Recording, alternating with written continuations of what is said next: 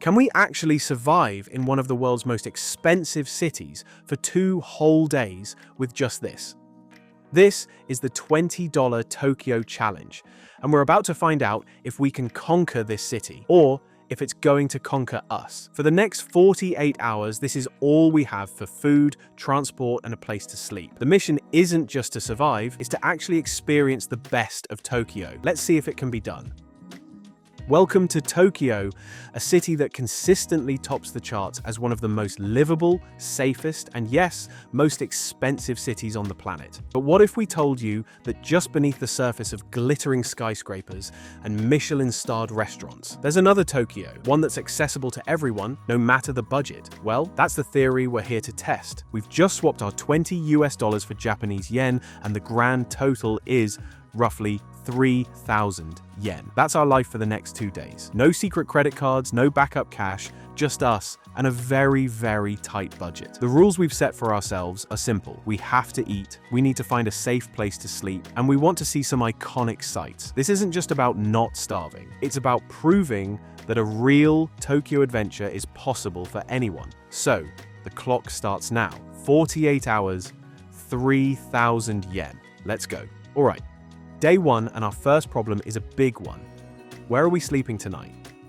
With only 3,000 yen for the whole trip, a hotel or even a hostel is a total fantasy. One night in the cheapest dorm would vaporize our entire budget. Our only real shot at free accommodation is couch surfing, but that takes planning we just didn't have time for. Which leaves us with the ultimate budget traveler's last resort in Japan, the manga cafe, or manga kisa. These are 24-hour spots where you rent a tiny private booth, usually with a computer and either a reclining chair or a flat mat. They're a lifesaver for people who miss the last train home, or in our case, for people on a ridiculous budget. The key is that many offer night packs for 6 to 8 hours, which usually cost between 1,500 and 2,500 yen. It's not free, but it's our only real option. That means over half our budget is already mentally spent before we've even had breakfast. The pressure is officially on. Speaking of breakfast, our stomachs are rumbling. It's time we introduced you to the cornerstone of this entire challenge, the convenience store, or konbini. Forget everything you know about convenience stores back home. In Japan, they are temples of delicious, affordable food. We're heading into this 7-Eleven right here. Inside, it's a budget paradise. Our first purchase is a classic, an onigiri rice ball. We're going with the salmon filling. These are a staple and only cost about 150 yen. We're also grabbing a bottle of water. Pro tip, tap water in Japan is perfectly safe, so we'll be refilling this bottle for the rest of the trip. Our first meal costs a grand total of about 260 yen. And the onigiri, delicious, filling, and exactly what we needed. Money check. Started with 3,000 yen. After that amazing breakfast, we're down to 2,740 yen. The journey's just begun, and we're already feeling the squeeze. Belly's full, budget's slightly lighter. It's time to tackle the experience part of this challenge. Paid attractions are off the table, but lucky for us, Tokyo is packed with incredible free things to do. First up, the Tokyo Metropolitan Government Building in Shinjuku. Why?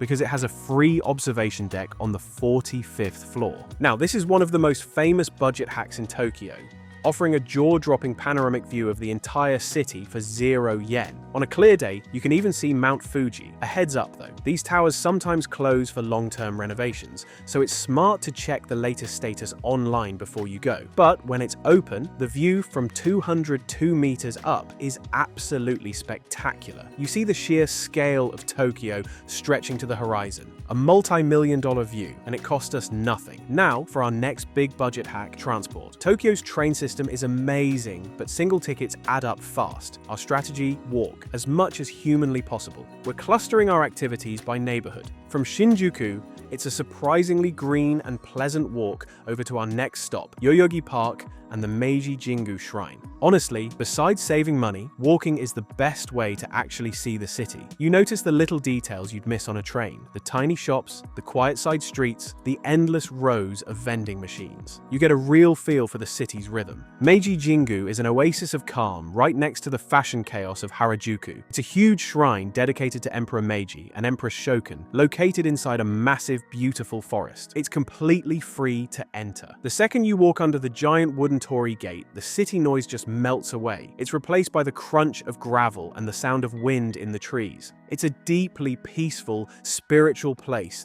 and another world-class experience that costs absolutely nothing. Money check. Still holding strong at 2,740 yen. So far, so good. Evening is setting in and our minds are on dinner. We could hit another konbini, but we've got a better trick up our sleeve. We call it the supermarket heist, and it's a game changer. Around 7 or 8 p.m., supermarkets start marking down their fresh, pre-made food like bento boxes, sushi, and salads. The later it gets, the bigger the discount. We're talking 20%, 30%, sometimes even 50% off. We found a local supermarket and are beelining for the prepared food section. You can literally see the staff applying the yellow discount stickers. It's like a polite feeding frenzy. We managed to score a katsu bento box, originally 600 yen, for 30% off. That's a full delicious meal for about 420 yen. Way more food than we could get for that price earlier in the day. This is how you eat well on a budget. Now time to face the music and lock down our bed. We found a Manbu Manga Cafe, a popular chain. We head to the counter and ask for a night pack in a flat mat booth. It's way better for sleeping than a chair. They need to see ID to sign you up for a cheap membership. But the process is quick. The total for an 8-hour pack comes to 2,000 yen. Ouch. That's a massive hit, but it's our only choice. Our booth is cozy. And by cozy, we mean it's a tiny partitioned box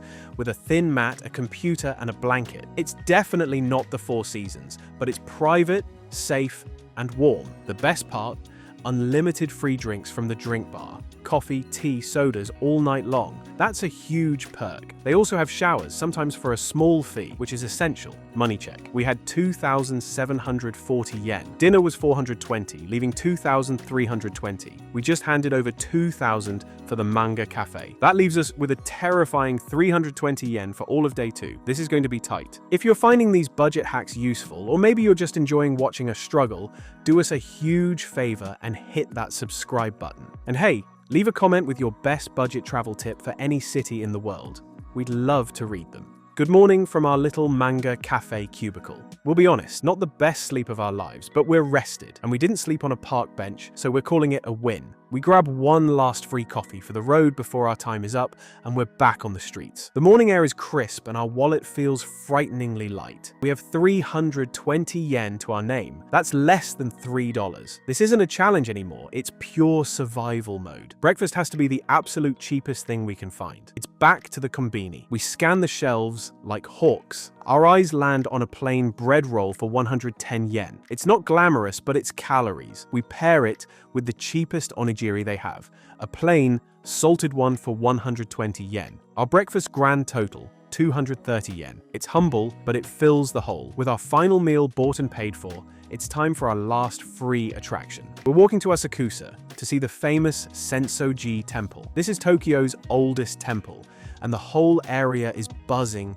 with history and energy. Walking through the Kaminarimon, the Thunder Gate, with its giant red lantern, is such an iconic moment. The street leading to the temple, Nakamisedori, is lined with souvenir shops and food stalls. But for us, it's window shopping only today. Just like Meiji Jingu, the temple grounds are completely free to enter and explore. It's a beautiful, historic site and a perfect cost-free way to spend our last few hours. Money check.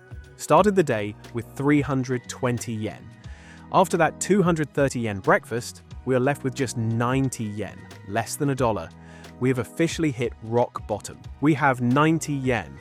We can't buy anything with it, not even a drink from a vending machine. It's a souvenir now, a little reminder of how close to the edge we got. All that's left to do is walk. We spend our last couple of hours just wandering the streets of Asakusa, soaking it all in. We walk along the Sumida River and stare up at the Tokyo Skytree in the distance. This challenge forced us to see the city in a totally different way. Instead of rushing from one paid ticket to the next, we had to slow down. We had to observe. We had to just be present in the spaces between the big destinations. We've watched families on their afternoon strolls, smelled incense from tiny neighborhood shrines, and just watched the city live and breathe around us. It's been tough, for sure, but it has also been incredibly rewarding. And just like that, 48 hours are up. Time to head home. The $20 Tokyo challenge. Is it possible? Yes, but just barely. Let's do the final tally. We started with 3,000 yen. We spent a total of 2,910 yen. We have 90 yen left. We did it. We actually succeeded. But was it fun? Honestly, yeah. It was stressful,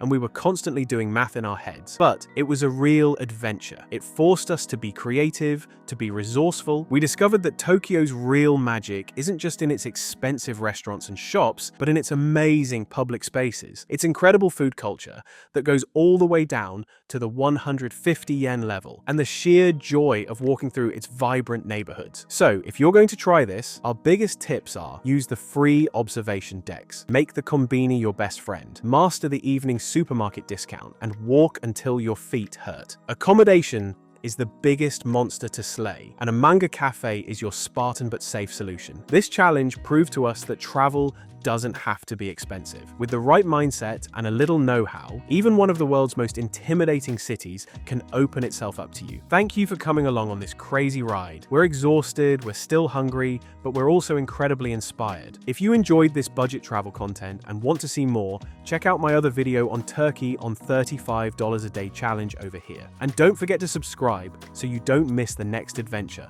See you in the next one.